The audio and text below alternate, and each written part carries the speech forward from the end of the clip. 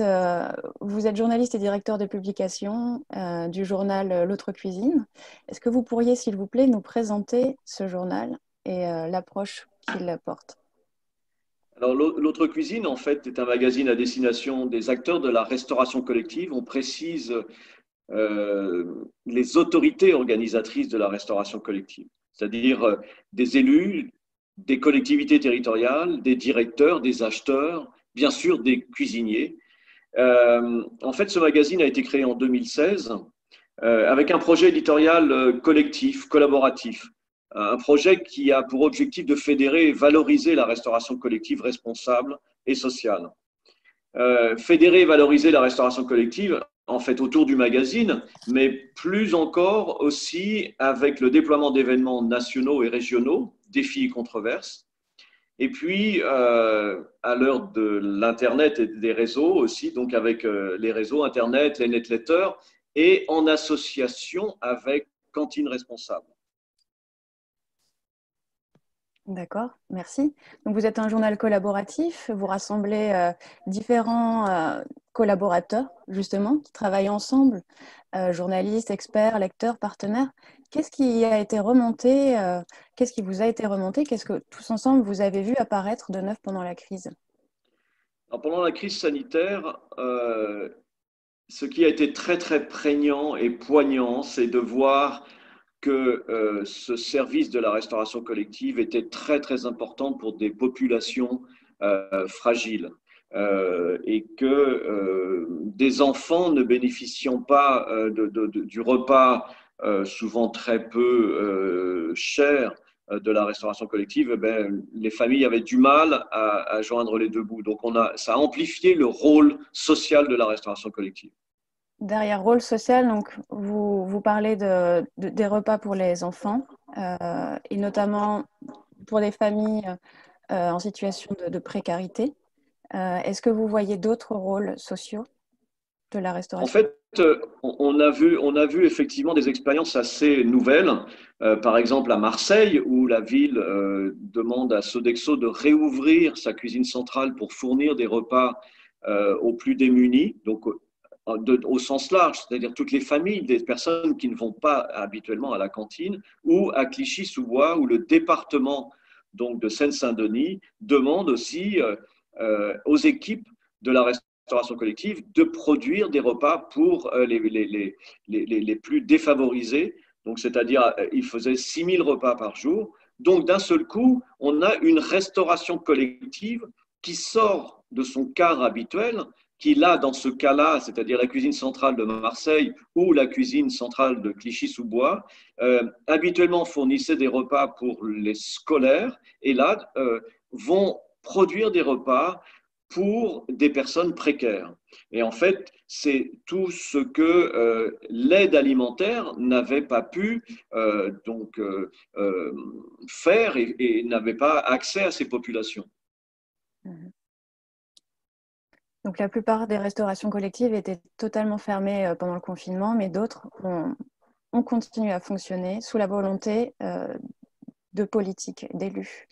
Alors, en fait, les restaurants qui ont fermé, c'était vraiment parce qu'ils étaient dans l'enceinte de l'éducation nationale et donc dans l'enceinte scolaire. Et là, effectivement, c'était difficile de les faire fonctionner. Par contre, on a vu de nombreuses restaurations collectives, finalement des cuisines centrales, des cuisines un petit peu à l'extérieur de cette structure de l'éducation nationale, fournir des repas aux plus défavorisés, donc faire du portage à domicile vers les seniors, aider les familles ayant des problèmes d'accès à cette alimentation et puis même nourrir des enfants de soignants. Donc là, ça a été finalement la bonne volonté de certains. Ils ont renforcé leur rôle et c'était vraiment c'est vraiment grâce à des hommes et des femmes, bien sûr, qui se sont impliqués et qui ont, en fait, j'ai eu ce terme assez souvent, donné du sens à leur travail. Donc vous parlez de la mobilisation vraiment du personnel de restauration et des responsables de restauration collective. Est-ce Oui. que vous avez constaté aussi la création partenariats avec des associations de dons alimentaires, par exemple? Alors oui, effectivement, là, si on reprend l'exemple de Seine-Saint-Denis, c'est effectivement parce que la collectivité se rend compte que les associations ont du mal à fournir les repas, les bénévoles qui sont des seniors sont confinés, et là, elle va proposer aux associations. Donc c'est un travail en ligne directe avec les associations qui ont besoin, pendant cette période de la crise sanitaire, d'avoir des repas. Et effectivement, les banques alimentaires aussi m'ont posé la question. Le problème, c'est qu'ils ont des produits bruts et qu'ils cherchent des lieux de production de repas. Donc peut-être qu'on a des passerelles à trouver entre ces associations et la restauration collective. Je pense que ça, c'est de la volonté des collectivités de faire le nécessaire. Alors, on en vient à ma dernière question, Laurent, pour parler de l'avenir, justement, et des enseignements tirés de cette période de crise. Qu'est-ce que vous auriez à proposer ou qu'est-ce que vous avez compris, vous, à titre personnel, mais aussi toute l'équipe de rédaction du journal L'Autre Cuisine? Qu'avez-vous tiré en matière d'enseignement pour aller vers plus de résilience? En fait, cette expérience nous a amené à voir que la crise sanitaire a amplifié le rôle de la restauration sociale. C'est-à-dire que ça l'a amplifié en soulignant son absence, mais en soulignant aussi la volonté des équipes de cuisine d'agir, de renforcer leur rôle, donner du sens à cette restauration qui devrait, pour moi, demain, être accessible au plus grand nombre, c'est-à-dire en particulier à toutes ces personnes qui ne cuisinent pas. Ça paraît effectivement aberrant en France, mais il y a plein de familles modestes qui ne cuisinent pas, ne peuvent pas cuisiner.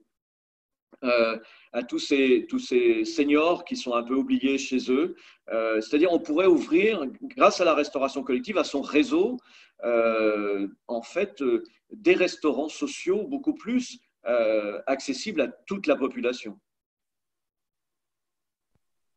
Et donc, si vous aviez un conseil particulier à donner aux collectivités pour essayer d'avancer dans ce sens-là, lequel serait-il?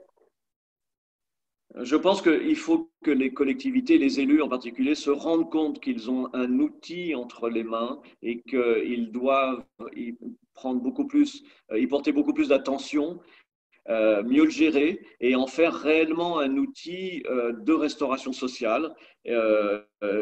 Notre slogan, c'est faire de la restauration collective une richesse et non plus une charge. Je pense que c'est exactement dans ce sens-là, c'est-à-dire que les élus s'emparent de ces structures, de ces équipes, de ce moyen-là de cuisiner pour vraiment faire un acte politique très engagé.